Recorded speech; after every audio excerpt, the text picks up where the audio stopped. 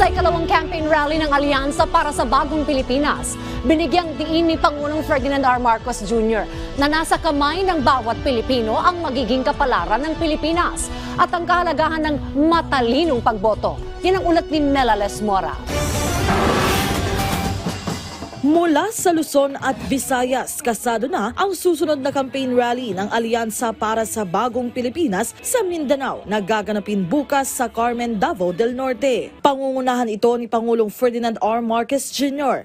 Ayon kay Navotas City Representative Toby Chanco, campaign manager ng Alyansa, umaasa silang susuportahan ng ating mga kababayan sa Mindanao ang kanilang 12 senatorial candidates tulad ng kanilang ginawa noon kay Pangulong Marcos. Sa Davao del Norte pa lang, umabot sa 470,000 mula sa higit 577,000 voters ang bumoto sa presidente noong 2022 national elections na maituturing na landslide victory. Sa kanyang talumpati sa Iloilo City kahapon, binigyang diin ng presidente na nasa kamay ng bawat Pilipino ang magiging kinabukasan ng Pilipinas. Kaya't sa darating na hatol ng bayan 2025, mahalagaan niya ang matalinong pagboto.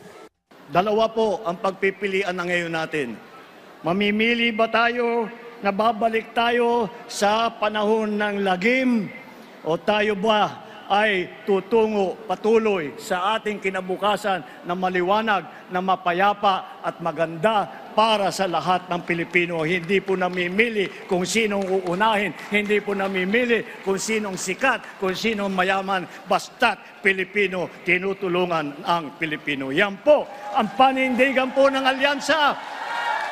Kabilang sa mga pambato ng Alyansa para sa Bagong Pilipinas, sina dating DILG Secretary Benher Abalos, Makati City Mayor Abby Binay, Senator Bong Revilla, Senator Pia Cayetano, dating Senador Ping Lacson, Senador Lito Lapid, Senadora Amy Marcos, dating Senador Manny Pacquiao, dating Senador Tito Soto, Senador Francis Tolentino, House Deputy Majority Leader Erwin Tulfo at House Deputy Speaker Camille Villar.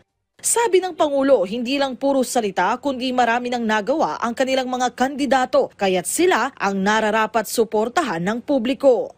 They are not here to oppose, they are here to propose. Ibig sabihin po, hindi sila nandito upang makapagdebate lamang, upang paninira lamang. Sila ay nandito upang maghanap ng mga bagong paraan para tulungan ang ating mga kababayan. Pagkatapos sa Davao del Norte, sa Pasay City naman susunod na mangangampanya ang Alyansa para sa Bagong Pilipinas sa susunod na linggo na hudyat ng pagsimula ng kanilang NCR campaign leg. Melales Moras para sa Pambansang TV sa Bagong Pilipinas.